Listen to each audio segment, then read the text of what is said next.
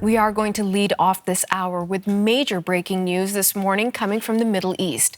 Now, the Israeli military says it has begun preliminary operations and initial stages of its long-anticipated and much criticized assault on Gaza City. The city is home to hundreds of thousands of Palestinians.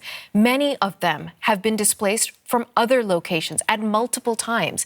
Have a look at this video of the Israeli tanks and soldiers massing into the southern border with Gaza yesterday. Now, today, the IDF suspended humanitarian pauses and declared the area a, quote, dangerous combat zone. Prime Minister Benjamin Netanyahu's office also says this morning that Israel has recovered the body of at least one hostage from Gaza. For more on all of these developments, let's turn once again to journalist Blake Sifton, who's joining us live from Tel Aviv. And again, there is a tiny delay in the call. But Blake, let's start with that huge military operation that is now unfolding in Gaza City. What are you learning?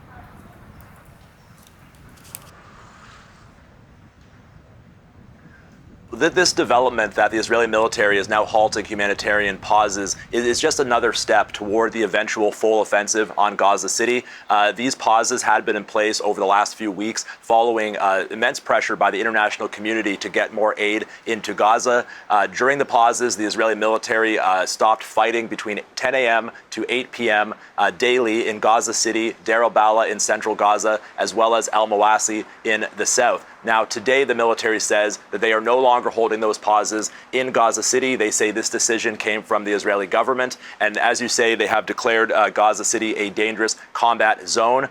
This all comes as they are intensifying their operations on the outskirts of Gaza City in the neighborhoods of Zaytun and Sabra and the nearby city of Jabalia. Over the last week or so, we've seen intense airstrikes, artillery shelling, as well as tank fire, and the widespread destruction of buildings, of some 1,500 structures in those areas. Now, the Israeli military spokesperson on Tuesday said that it was inevitable that the civilian population of Gaza City would need to flee south to open areas near al-Mawasi.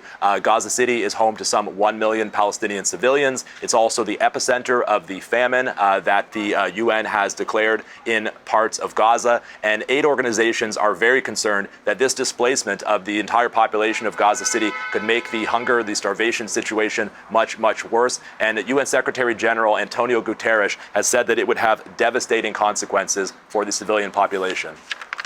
Blake, we've been getting reports this morning, including from the IDF, that the body of at least one hostage has been recovered. What are you learning about this individual?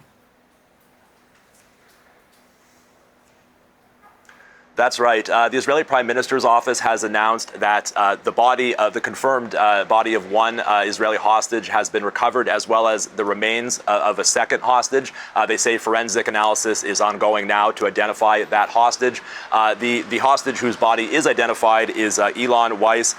He was confirmed killed during October 7th in Kibbutz Be'eri. He was a member of the kibbutz's security team. Now, with the recovery of these two bodies by the Israeli military and the Shin Bet, there are now 48 Israeli hostages remaining in Gaza, 20 of whom are believed to be alive and 28 are believed to be deceased. The organization representing the families of the hostages have reacted to this news. They've expressed their deep sorrow and sympathy with the family of Ilan Weiss, but they've also said that we call on the Israeli government to enter negotiations and stay at the table until every hostage comes home.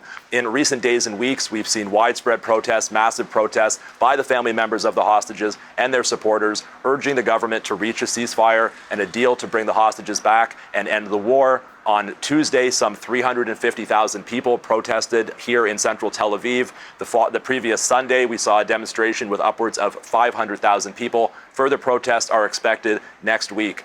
So the family members of the hostages with this news are continuing their calls for a ceasefire now to bring the remaining hostages home. Journalist Blake Sifton in Tel Aviv. Thanks so much, Blake.